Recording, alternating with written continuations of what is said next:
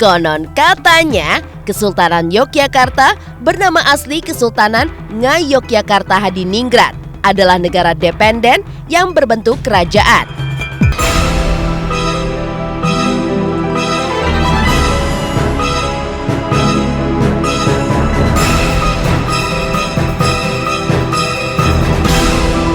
Sedangkan pemerintahan Kesultanan Yogyakarta berpusat di Yogyakarta yang dipimpin oleh Sultan Hamengkubuwono I.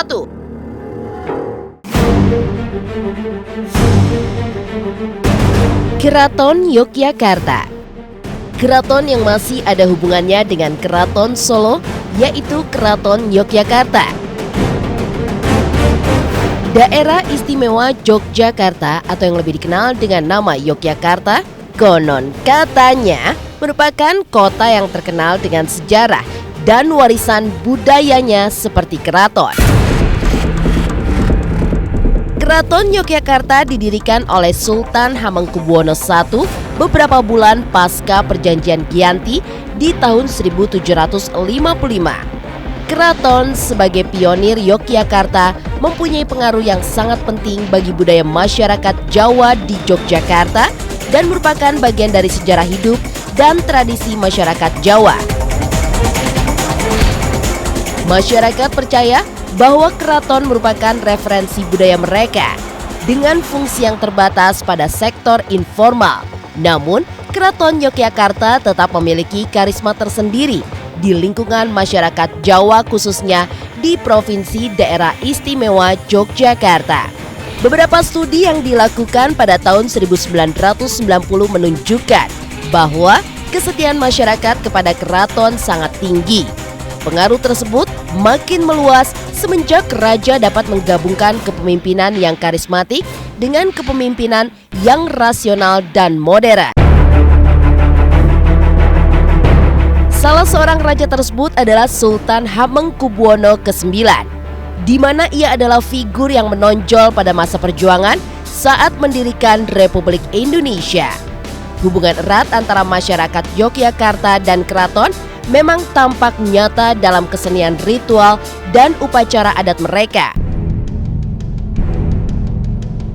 Meski dengan modernisasi yang dialami Yogyakarta, namun konon katanya Keraton Yogyakarta tetap dihormati masyarakatnya.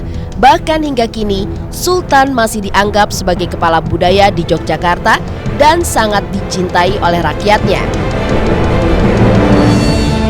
Keraton kini juga merupakan salah satu objek wisata di kota Yogyakarta, di mana sebagian kompleks keraton merupakan museum yang menyimpan berbagai koleksi milik kesultanan, termasuk beberapa pemberian dari raja-raja Eropa, replika pusaka keraton, dan gamelan. Keraton Yogyakarta mulai didirikan oleh Sultan Hamengkubuwono I beberapa bulan pasca Perjanjian Giyanti di tahun 1755. Lokasi keraton ini konon katanya adalah sebuah bekas pesanggrahan yang bernama Garjitawati. Pesanggrahan ini digunakan untuk istirahat iring-iringan jenazah Raja-Raja Mataram, yaitu Kartasura dan Surakarta yang dimakamkan di Imogiri. Versi lain menyebutkan lokasi keraton merupakan sebuah mata air Umbul Pacetokan yang ada di tengah hutan beringin.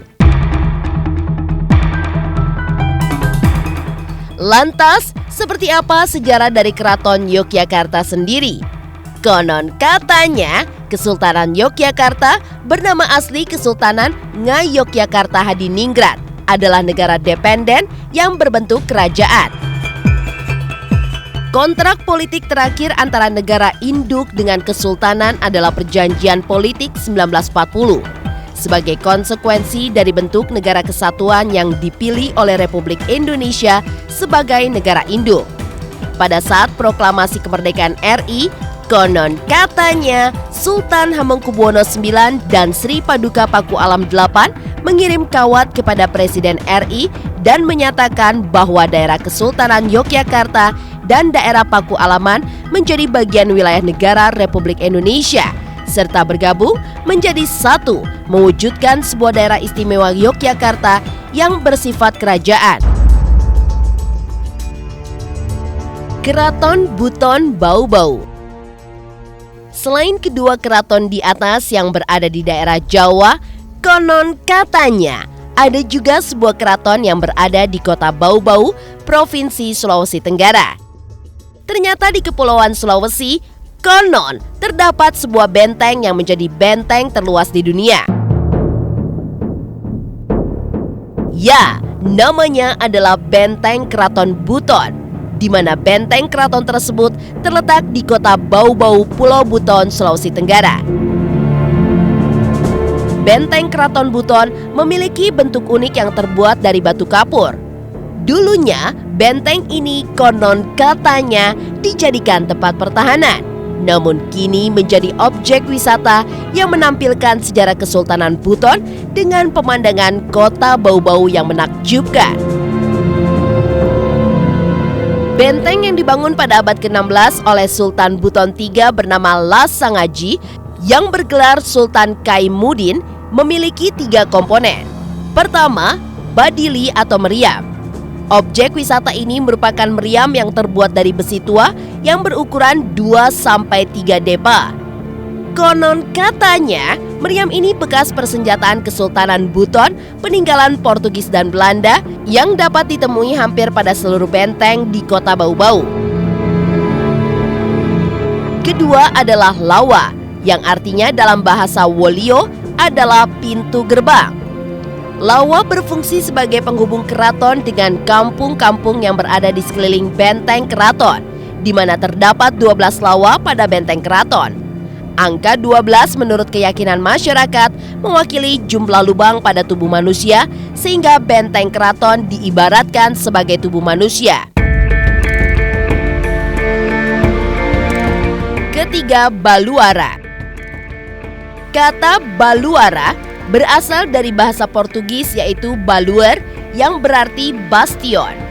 Baluara dibangun sebelum benteng keraton didirikan pada tahun 1613 pada masa pemerintahan La Elangi atau Dayanu Iksanuddin yaitu Sultan Buton keempat. Bersamaan dengan pembangunan godo ataupun gudang. Dari 16 baluara, 2 diantaranya memiliki godo yang terletak di atas baluara tersebut. Masing-masing berfungsi sebagai tempat penyimpanan peluru dan mesiu. Setiap baluara memiliki bentuk yang berbeda-beda, disesuaikan dengan kondisi lahan dan tempatnya.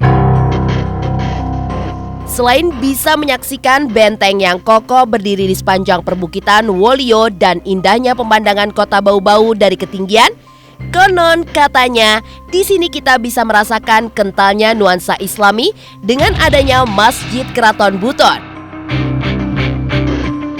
Masjid berlantaikan marmer yang berukuran kurang lebih 40 meter persegi ini dibangun pada tahun 1712 dan menjadi masjid tertua di Sulawesi Tenggara. Di mana dibangun pada masa Kesultanan Sultan Sakiuddin Durrul Alam, juga menjadi lambang kejayaan Islam pada masa tersebut. Karena banyaknya objek wisata yang ada di sini, maka tidak cukup 1 hari untuk menjelajahi seluruh kawasan benteng Keraton Buton.